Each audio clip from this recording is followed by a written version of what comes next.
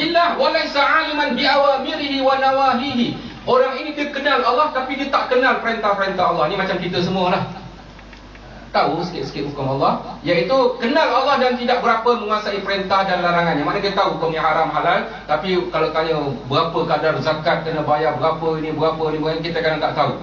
Tapi kita masih boleh kenal Allah. Kita boleh rasa takut pada Allah. Kita boleh rasa kehadiran Allah. Ini ulama yang kedua. Berarti kita semua adalah ulama. Apabila seseorang itu kenal Allah macam Badui tadi, maka dan dia rasa kenal Allah dan dia boleh takut pada Allah, dia telah dikategorikan oleh Allah SWT sebagai seorang yang alim. Tetapi Imam Taimiyah berpesan jangan sampai jadi yang ketiga, iaitu alimun bi awamirillah wa nawahihi. Dia mampu untuk mengajar, menerangkan, dia tahu ini halal, ini haram, ini dalil, dia dalil. Tetapi ketika dia mengajar hukum Allah, ketika dia bercakap pasal syurga dan neraka, dia lupakan Allah dan dia tidak kenal Allah sebenarnya. Dia boleh syarah cara-cara nak masuk syurga, cara nak masuk neraka, ini hukumnya sah tak sah, ini batal, dia boleh syarahkan. Tetapi hatinya keras daripada rasa takut pada Allah. Dia tidak merasakan yang Allah sedang lihat dia. Walaupun dia tahu Allah Maha melihat, tapi dia gagal memastikan bahawa ketika dia melangkah, bahawa Allah sedang melihat setiap langkah yang dilakukan itu. Kita nak mentarbiah orang-orang di sekeliling kita, termasuk diri kita ini, supaya melahirkan manusia. Walaupun kita kata ini terlalu ideal, tapi inilah yang sepatutnya kita usahakan. Melahirkan manusia-manusia yang kenal Allah dan kenal hukum hakamnya, ataupun paling tidak mengenali Allah tapi tak menguasai semua hukum hakam, tapi dia kenal Allah, rasa kenal Allah. Yang kita takut yang ketiga, dia mengaku dan dia memang mampu untuk menghuraikan hukum hakam Allah, tapi dia tak kenal Allah, dia tak rasa takut pada Allah, dia langgar perintah-perintah Allah. Okey? Ini yang kita rasa takut dan kita bimbang. Tak nak lahir orang macam ini. Cuma saya katakan tadi, tilawah, yang kedua apa dia? Tazkiyah, dan yang ketiga apa dia? At-ta'lim. At-ta'lim ini mari kita sama-sama membezakan alim dan muthaqqaf. Muthaqqaf dalam bahasa Arab bermaksud berpengetahuan. Alim ini orang yang menguasai dan mengetahui. Okey, kalau kita tengok yang pertama ini ditulis kat situ, mengetahui tiap-tiap sesuatu dari tiap-tiap sesuatu. Ini alim. Dan mengetahui sesuatu daripada setiap sesuatu, ini dipanggil apa? Muthaqqaf, orang yang berpengetahuan.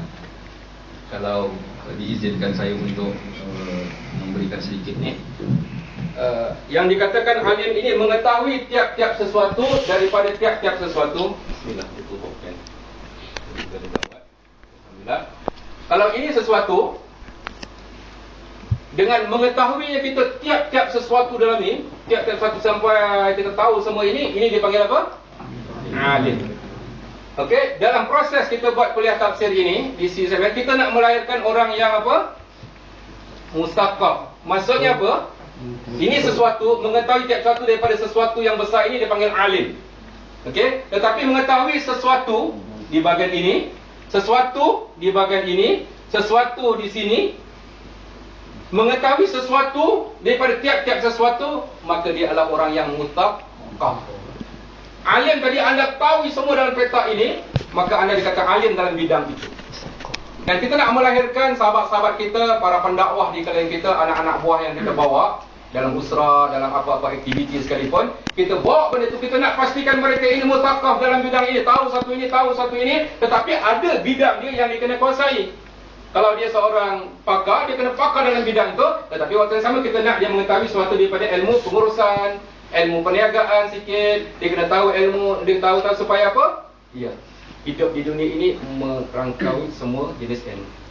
Dan sebab itu Nabi SAW diutuskan untuk mengajar apa? Wa yu'allimuhumul kitab. Al-kitab itu Quran yang mempersumber hukum, tetapi juga al-hikmah. Kalau dikatakan sunnah itu zaman Nabi saja, tapi al-hikmah ialah kebijaksanaan sampai akhir zaman. Dan al-hikmah ini mesti ada pada setiap zaman. Dan dia akan muncul. Ilmu nuklear pada zaman Nabi tak ada. Sebab apa? Ketika itu tidak ada kaitan dan tidak ada keperluan dan tidak ada pendedahan. Tetapi bila dah ada, kena ada orang masa itu, maka dia dipanggil hikmah. Dan kalaulah kita ini hidup pada zaman Nabi dan Nabi juga mencerita, maka ilmu nuklear itu adalah sebahagian daripada sunnah. Dan istilah sunnah dan hikmah dia hampir sama taraf, Bezanya, ia berlaku pada zaman Nabi dan diperkenalkan oleh Nabi, maka dia menjadi apa? Sunnah. Dan berlaku pada zaman kita dan pemikiran kita dinamakan sebagai apa? Hikmah. Dan hikmah ini mesti diputuskan oleh seseorang, oleh sekumpulan ahli syura yang bersyura mewakili ummah. Dia putuskan walaupun tak tepat, dia tetap dikira sebagai apa? Hikmah. Kerana itulah pencapaian ilmu pada ketika itu. Maklumat yang ada setakat itu, maka dia buat keputusan, maka itulah hikmah pada ketika itu.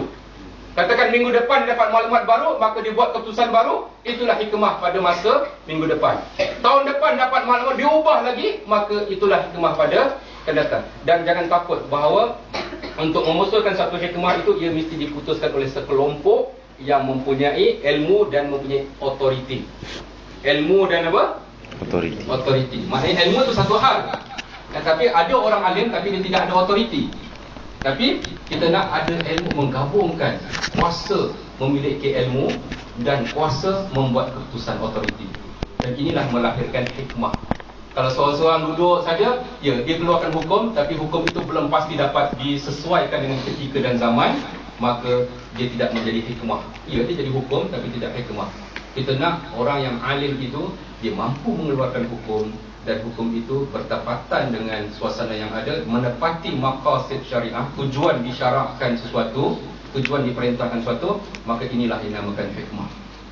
Ya, itu sangat bergantung pada Al-Quran dan Sunnah, tetapi ia perlu difahami, berpegang pada Al-Quran dan Sunnah sangat bergantung kepada ilmu-ilmu yang ada dalam realiti masyarakat ini. Maka kita kembali kepada ayat kita tadi, kita mengatakan bahawa laqad mannallahu 'alal mu'minin, bahawa sungguhnya Allah telah kurniakan kepada orang-orang beriman. Apa yang Allah kurniakan? Iaitu apabila dibangkitkan di kalangan mereka, di kalangan manusia ini, Rasul.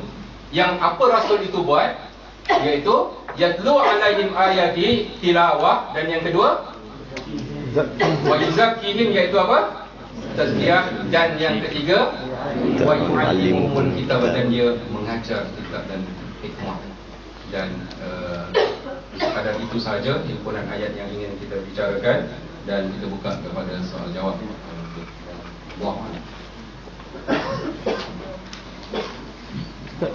Tentang tazkiyah ni, kita dari individual kan, kita mentazkiyah diri kita. Macam kita nak tolong orang mentazkiyahkan diri mereka. Macam mengajar senang, kita ajar orang, kita tell people about knowledge. Tapi macam ni kita nak tazkiyahkan orang. Okay, dalam bahasa Arab dia panggil tazkiyah zatiyah. Kalau dalam counselling kita ada self counselling kan. Ya, kita counselingkan orang sebagai seorang counselor, ajar orang gini-gini. Tetapi kita nak supaya akhirnya dia boleh counselingkan diri dia sendiri pada satu masa nanti. Tapi dalam keadaan dia berserabut, dia memerlukan bantuan orang lain. Supaya bantuan orang lain itulah yang akan membukakan dia supaya dia boleh mengurus cara berfikir dan cara membuat keputusan. Dan kita nak supaya manusia ini diberi kepercayaan, supaya dia boleh tazkiyahkan diri. Tetapi dalam ilmu tarbiyah mengatakan bahawa jangan percaya pada diri anda sendiri. Anda pembohong. Kalau saya boleh tazkiyahkan diri saya, tak payah diusrah, tak pun. Pembohong besar. Tapi bukan saya kata jangan jangan tak percaya pada diri sendiri. Kita nak anda dicampak ke pulau, anda boleh tazkiyah diri anda kat pulau. Anda ada atas terbang, anda boleh. Kita nak macam itu. Tetapi selagi bernama manusia, tolong jangan percaya pada diri anda. Dalam bab tazkirah, buku Tazkiyatun Nafs khas dikarang oleh Imam Ibn Qayyim. Antara dia ringkas, Ibn Qayyim adalah seorang ulama salaf yang dahsyat. Antara dia ringkaskan untuk menjadi seorang yang berjaya dalam dunia tazkiyah ini, senang saja dia kata. Ringkasnya dia panjang, tapi dia menggunakan wording apa? Ittiham bin nafs. Sila tuduh diri anda. Apabila anda berjaya tuduh diri anda, anda akan berjaya membersihkan diri anda. Macam saya lepas ni, saya balik dalam kereta, saya akan astagfirullahaladzim, astagfirullahaladzim, astagfirullahaladzim. Entah-entah aku ceramah tadi tak ikhlas. Ya Allah, entah-entah aku tadi, entah-entah aku tadi. Sepanjang saya nak balik ke Kajang itu, saya kena tuduh diri saya. Barulah keikhlasan saya akan bermakna. Jangan percaya sangat pada diri saya. Entah-entah aku ni, entah-entah aku ni, entah-entah aku ni. Sebab itu ulama-ulama seperti Sayyidina Ali, dia ngajar doa. Kata Allahumma gfirli ma la ya'lamun, ya Allah, ampunkan dosaku terhadap apa yang mereka tak tahu. Anda tak tahu hal saya kan? Betul? Tak tahu kan? Nampak dia baik ni kan? Saya kena buat macam tu. Tujuh diri saya. Allahumma firli ma la ya Allah, ampunkan dosa-ku terhadap apa yang mereka tak tahu tentang. Wala tu'akhizni bima yaqulun. Janganlah engkau ambil kira kalau ada orang bercakap-cakap kat belakang puji aku, ya Allah. Saya nak ajar doa ini. Saya bercerita supaya anda semua hafal. Tidak malam ini, minggu depan. Sebab nanti kalau saya buat malam ni terus tak datang. Kalau punya datang keluar Ustaz Hasan kena hafal, saya bercerita sebelum keluar ada tu orang hafal gitu. Allahumma firli ma la ya Allah, ampunkan dosa-ku terhadap apa yang mereka tak tahu. Mereka tak cakap, tapi dalam hati mereka kita boleh apa? Dipuji. Ya Allah, ampunkan dosa-ku terhadap apa yang mereka tak tahu. Wala tu'akh, jangan kau ambil kira kalau mereka mula bercakap pasal aku. Waj'alni khairan mimma yazun, ya Allah, jadikan aku lebih baik daripada apa yang mereka sangka terhadap diriku. Mereka sangka aku ni gini, tapi ya Allah, jadi aku lebih baik daripada apa sangka, sebab aku sekarang berada dalam keadaan ini. Anda tuduh diri anda, itu satu proses untuk membersihkan diri sendiri. Ya, kita makin umur makin meningkat. Memang kita boleh percaya sikit-sikit pada diri kita, tapi jangan percaya banyak-banyak. Kita tetap manusia. Kita kadang-kadang kalau lelaki-lelaki tu, jangan lupa bagi akhwat kat belakang ni, lelaki-lelaki kat depan ni termasuk yang bercakap ni, entah-entah ni semua buaya terlatih. Faham tak buaya terlatih?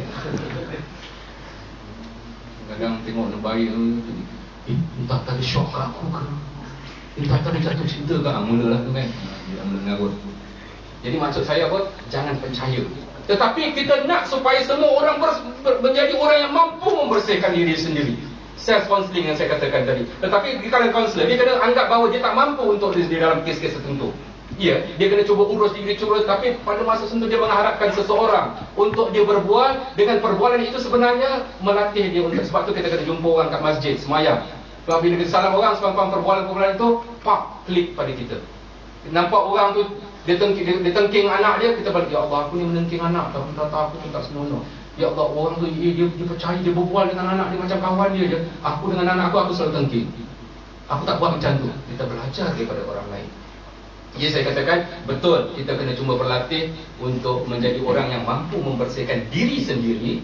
Tetapi sebenarnya akhirnya kajian menunjukkan bahawa kita kena datang usrah, supaya nakib dan ahli-ahli usrah kita mencucikan kita dalam keadaan kita menyangka kita dah cuci.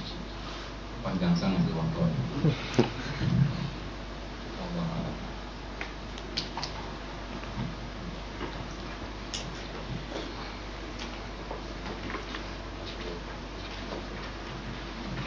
Tak, dia dan saya saja ada air, yang lain tak ada air. Okey, kalau tak ada, mana penganjur? Itu saja dulu. Buat air untuk semua. Melainkan follow. Jadi saya ada kata bisikan dalam diri kita lah kan. Bisikan tu sentiasa akan berlaku lah kan. Bisikan yang tak baik lah maksudnya. Jadi adakah maksudnya dengan ada bisikan tu bahawa kita ni seorang tak baik ke, ataupun tanda bahawa kita orang tak baik tu ialah bila bisikan tu datang kita mengiyakan. Ayat fa'alhamaha fujuraha wa taqwaha, akan Allah SWT ilhamkan kepada kita benda-benda yang baik dan benda-benda yang tak baik. Banyak dari dalil yang lain.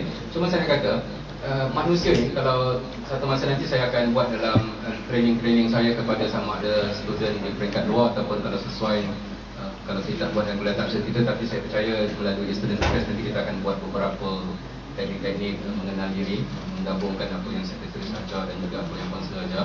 Tapi sekurang-kurangnya kita ketahui bahawa dalam diri kita ini ada nafsu. Nafsu ini dia adalah sebahagian daripada kita, dan dia dilatih, diminta oleh Allah untuk mencadangkan kepada kita sesuatu yang sedap, yang lazat, yang seronok, yang syok. Yang syok itu kerja apa? Nafsu. Sesuatu yang sedap, yang lazat, yang seronok. Tak mestinya jahat, tapi apa-apa yang sedap, seronok, lazat itu kerja nafsu. Dan kerja akal pula, dia akan mencadangkan kita juga. Tapi akal akan mencadangkan sesuatu yang baik, yang selamat, yang bagus, yang menguntungkan, yang ada logik dan sebagainya. Kedua-dua ini akan sentiasa mencadangkan kepada mereka, adalah konsultan kepada kita. Nafsu yang sebahagian daripada kita tak henti-henti hantar proposal pada kita.